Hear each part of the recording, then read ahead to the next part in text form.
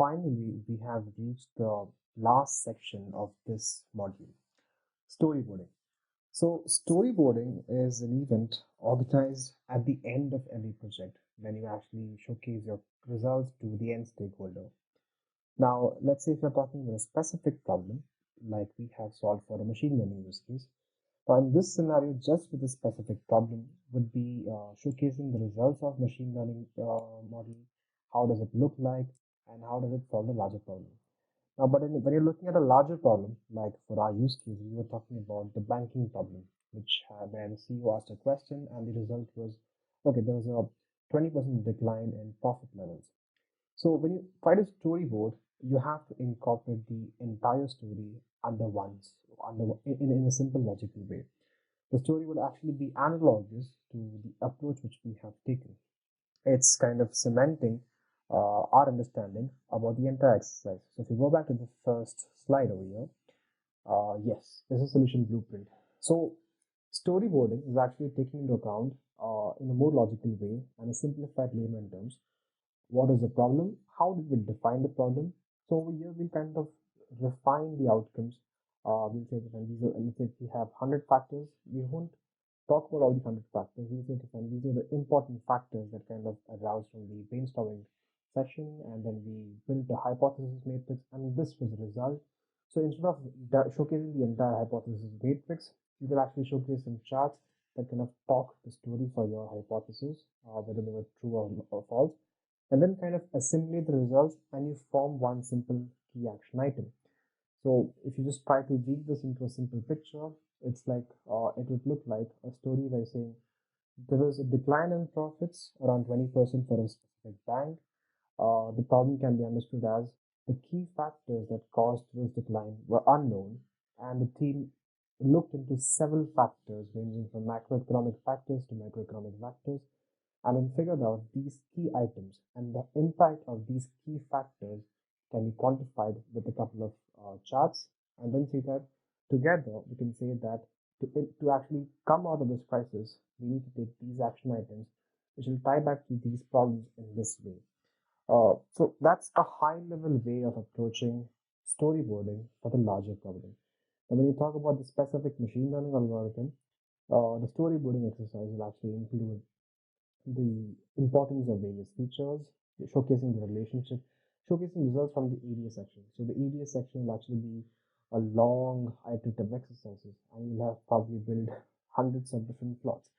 Picking up the key interesting plots, weaving them into a story so that this is the dataset which we used. We found these patterns in the dataset, and we built these features based on understanding.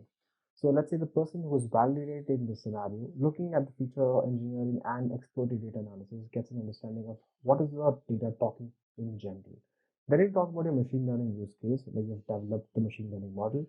You kind of prepare the slide that you say, okay, then this is the use case which we had, and this was the technique which we used. So let's say for understanding the propensity of a customer to subscribe to a term deposit, we used a random forest model. We used a k-fold cross validation with k as 10 and show the different use cases, different outcomes in different cross validations. Showcase the evaluation metrics. So you'll have a bunch of different metrics and showcase a couple of iterations that in different situations, this was the kind of outcome you received. So that's the last part where you'll actually, and in fact, a very important part of the machine learning journey. It's important to showcase what kind of metrics you have used to evaluate a machine learning model.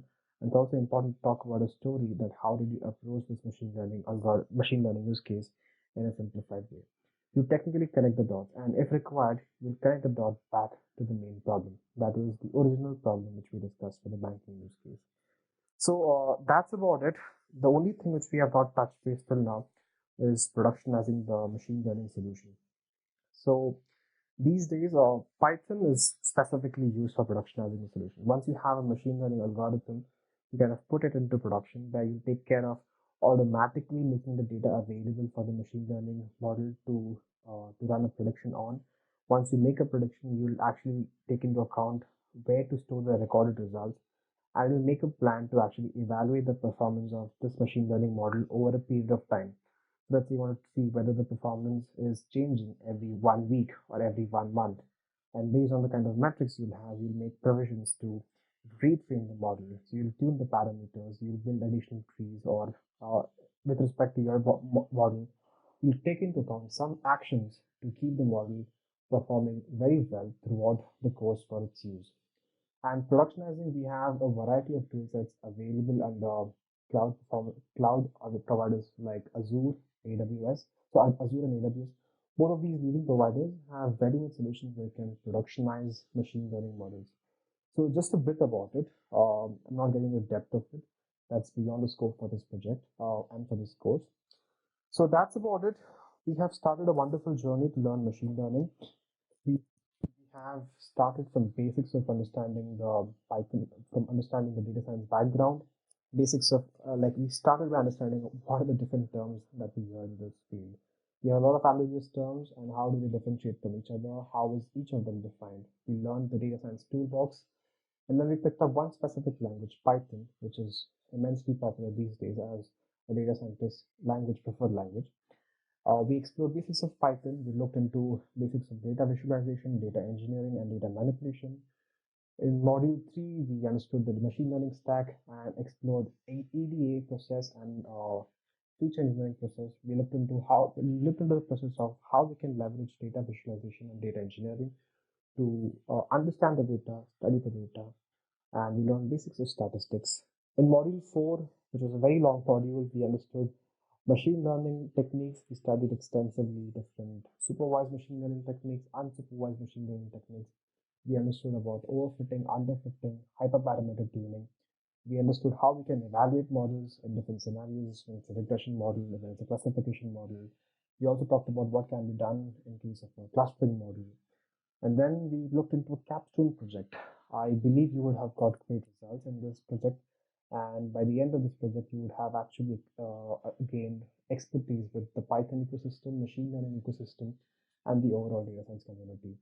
In module 5, I took special interest in showcasing the overall view of the project rather than just focusing on one specific machine learning use case. My approach was to actually showcase to you how does the problem evolve right from the business stakeholder view, then how does it boil down to the end. And of course, we did look at it from 100 feet. It was not a very granular level exploration. But in Module 5, I did expect that you would take up some time and explore a couple of activities on your own. We discussed the kind of roadblocks we would face, and we also discussed about approaches that we should take, alternatives that we should implement to circumvent these hurdles. So that's about it. We've had a great time together. It's been a long journey across 5 modules. I apologize for the long module, the fourth module being so long. I've had a great time and love to see you again in another course. Thank you so much and wishing you an amazing machine learning journey looking forward.